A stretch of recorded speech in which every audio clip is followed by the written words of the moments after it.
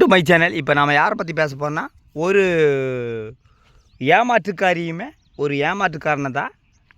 இதில் வந்து அது இப்போ எதை பற்றி பேச போகிறேன்னா, நான் 2 நாள்லாம் உங்கள் வீடியோ பார்க்கல. ஆன்மீக பயணமாக சபரிமலை போயிருந்தேன். இன்றைக்கி காலையில் வந்து பார்த்தேன். அந்த ஏமாற்றுக்காரி திருட்டு மயில் பொய்யார் பெண்மணியோட வீடியோ பார்த்தேன். 2 வேப்பலையை எடுத்துகிட்டு அம்மா உந்தன் அருளாச்சு ஒரு பாட்டு போட்டிருப்பாங்க. அந்த பாட்டை நல்லா பாருங்கள். சினிமாவில் எப்படிங்க துணை நடிகை குத்தாட்டம் போடுவாங்க. ஆனால் அவங்கள விட வந்து படுகேவலமாக தான் அடிப்பாங்க. சாமியை ஆன்மீகத்தை எதுக்காக யூஸ் பண்ணுறாங்கன்னா, அதாவது ஆன்மீகத்தை வச்சு பிச்சை எடுக்கிறாங்க. ரீல்ஸ் போட்டு பிச்சை எடுக்கிற அந்த திருட்டு மயில். அதாவது 2 வேப்பலை தூக்கிக்கிறாங்க, ஆட்டம் போடுறத பாருங்க. சினிமாவில் எப்படி ஆடுவாங்க அந்த மாதிரி சினிமாலையும் கூட ஒரு டீசெண்டாக ஆடுவாங்க. ஆனால் இந்த அம்மா உட்காந்துட்டு அம்மா உந்தன்னு அருளாச்சு அப்படின்ட்டு பாட்டு பாடுறாங்க. இவங்க மாலை போட்டதை நான் ஆல்ரெடி சொல்லியிருப்பேன். இவங்க மாலை போட்டதல்ல பயபக்திக்கோ எதுக்கோ கிடையாது. அதாவது டைம் பாஸுக்கு, பப்ளிசிட்டிக்கு, அப்புறம் ரீல்ஸ் போடுறதுக்கு. நீங்கள் வேணா பாருங்கள், அந்த கொண்டத்து மகாலியம்மன் கோயிலில் இவங்க லைனில் கூட்டத்தில் நின்னெல்லாம் கொண்டம் இறங்க மாட்டாங்க. போயிட்டு வருவாங்க. போயிட்டு வந்து சாப்பிட்டு வந்து ஜாலியாக ஒய்யாரமாக சாப்பிட்றது, அப்புறம் சிரிக்கிறது, கூட்டத்தில் வந்து காமெடி பண்ணுறது. இதுதான் இவங்களோட செயல்பாடு. அந்த கோயிலோட வரலாறெல்லாம் இவங்களுக்கு போட மாட்டாங்க. அப்புறம் அந்த பொய்காரினை பார்த்தாலே அவ்வளோ இரிட்டேட்டிங்காக இருக்குது. திருட்டு மயில், அந்த மாதிரி ஒரு திருட்டு மயில் நீங்கள் எங்கேயுமே பார்க்க முடியாது. எதனால் நான் சொல்கிறேன்னா, 1000 ரூபா மருந்தை எங்கள் மாமா குடிச்சிட்டு செத்துட்டுருக்குறாருங்க, நாங்கள் வந்து காப்பாற்ற போகிறோம் அப்படின்ட்டு அந்த ஏமாட்டுக்காரனுக்கு அந்த மருந்தை ஒரு 10 நாளும் கூட கொடுத்துருக்க மாட்டாங்க. இதை சொன்னதாருன்னா டாக்டரு அந்த மருந்து சாப்பிட்டு போய் குடிச்சிட்டு வந்து போதையை போட்டுருக்குறாங்க அப்படின்ட்டு டாக்டர் சொல்லியிருப்பார். அதுக்கப்புறம் பார்த்தீங்கன்னா மக்களை ஏமாற்றிருப்பேன்னு வச்சுக்கோ.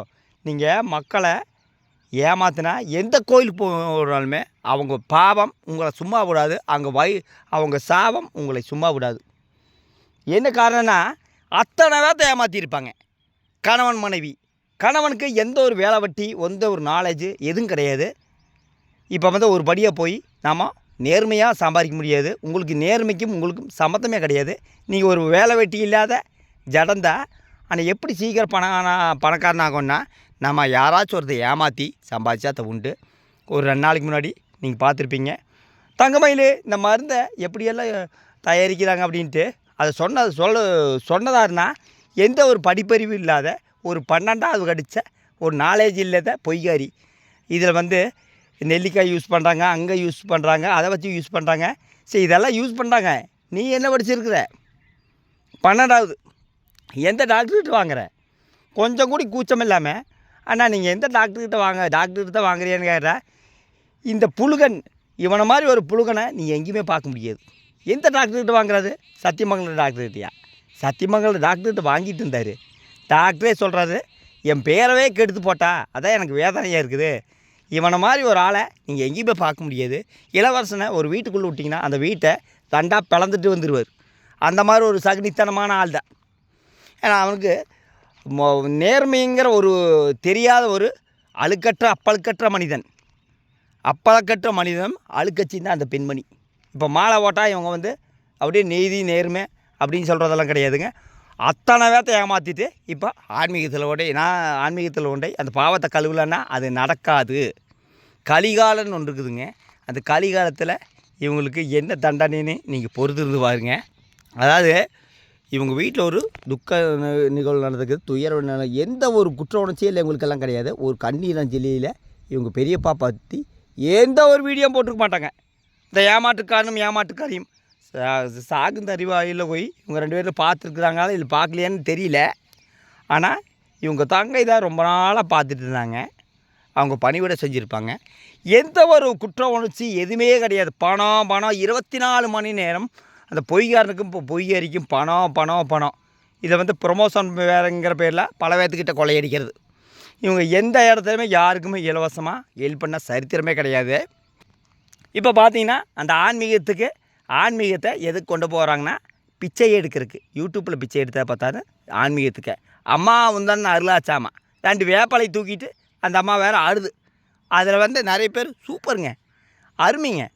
அவனுக்கெல்லாம் சுய புத்தி சொந்த புத்தி எதுவுமே கிடையாது. ஒரு கோவிலில் போய் ஆடினா பரவாயில்லைங்க. இந்த அம்மா பப்ளிசிட்டி பண்ணிட்டு அம்மா இந்த நர்லாஸ் வேப்பலை தூக்கிட்டு ஆடுற அதை பார்த்தா காரி துப்புற மாதிரி தான் வரும்.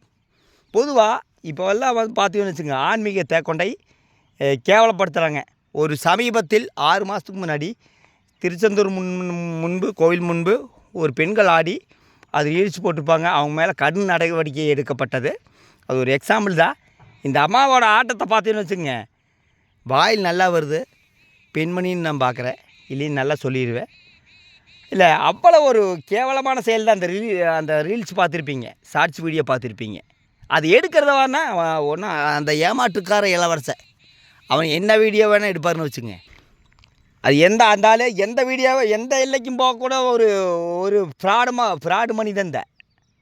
அதாவது கணவன் மனைவியுமே இத்தனை நாள் வந்து அந்த ஏமாற்றுக்காரியும் அத்தனை இது பண்ணியிருப்பாங்க, மக்களை ஏமாற்றிருப்பாங்க. எந்த இடத்துலையுமே அந்த மருந்தோட விலை சொல்ல மாட்டாங்க. அந்த மருந்து வெறும் 1000 ரூபா தான். இவன் வந்து டாக்டர்கிட்ட வாங்குறதில்ல, அதை சாதாரண ஒரு நாட்டு மருந்து கடையில் வாங்கி கண்ட கவரில் ஏமாற்றி கொடுத்து பல பேரோட கையோ காலோ போக்கிட்டு இருக்கிறாங்க.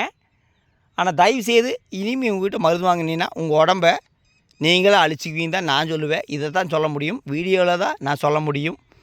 வாங்கிறதும் வாங்காதும் உங்கள் இஷ்டம். ஆனால் இந்த ஏமாற்றுக்காரனுக்கும் ஏமாற்றுக்காரியும் கடவுள் கண்டிப்பாக தண்டனை கொடுப்பாங்க. இதில் வந்து அம்மா உந்தன் அருளாச்சம்மா அந்த வீடியோ பார்த்தீங்கன்னா பக்கத்து வீட்டில் யாராச்சும் இருந்தால் காரி மூஞ்சிலே துப்பிட்டு வந்துடுங்க. ஏன்னா அந்தளவுக்கு ஒரு கேவலமாக இருக்குது. ஆன்மீகத்தை எதுக்காக யூஸ் பண்ணுறாங்கன்னா இந்த மாதிரி ஒரு கேவலமான செயலுக்கு.